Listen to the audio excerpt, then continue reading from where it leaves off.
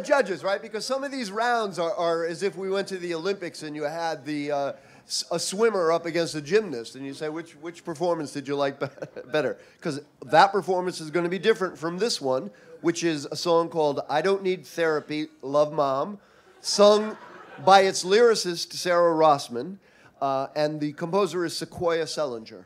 Sarah?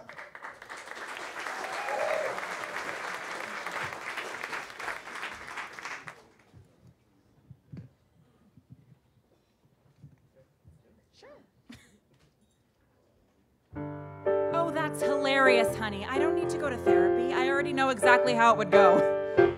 She'd say, so what brings you in? I'd say, what doesn't? Well, you're here, that's a win. I wish I wasn't, she'd ask, what do you do? I'd say, your job better than you, or you wish you knew, or I'm a shrink too. Shrinks either love that or hate it.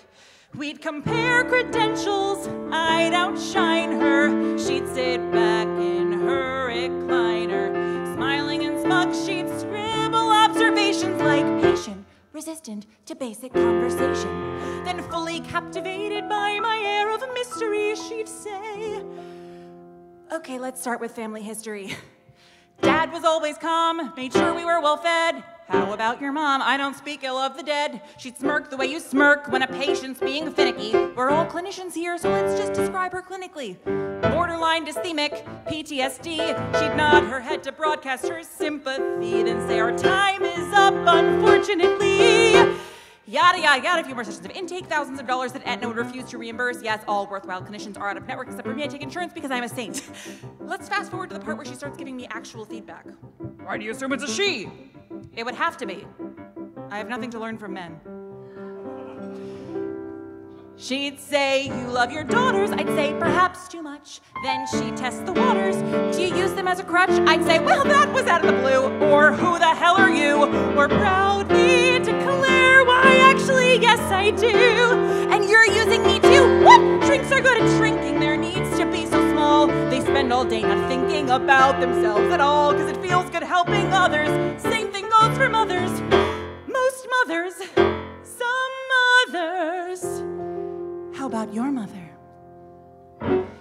She committed suicide when I was 9. Oh my God, I'm so sorry for your loss, but unfortunately, that's our time. She'd have a field day with that one. A shrink whose mother offed herself. Delicious. Next topic, our marriage. How about your husband? She'd say, you never mention him.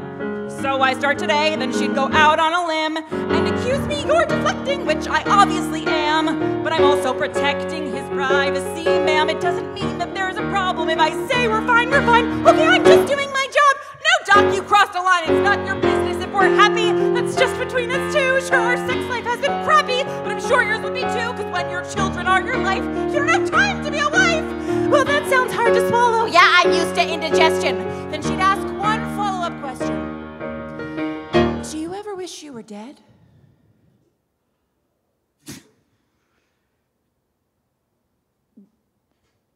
Well, not dead.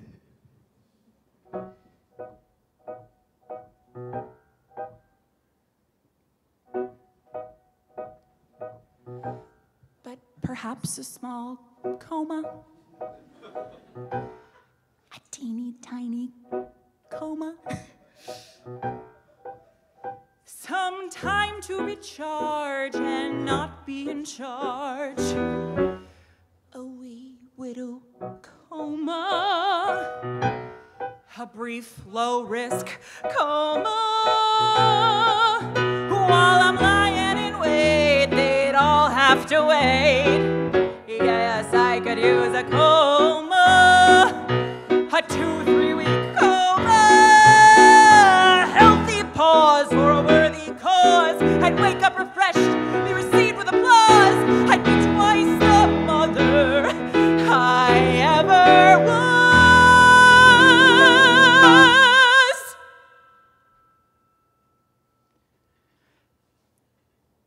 If I just had an annual coma.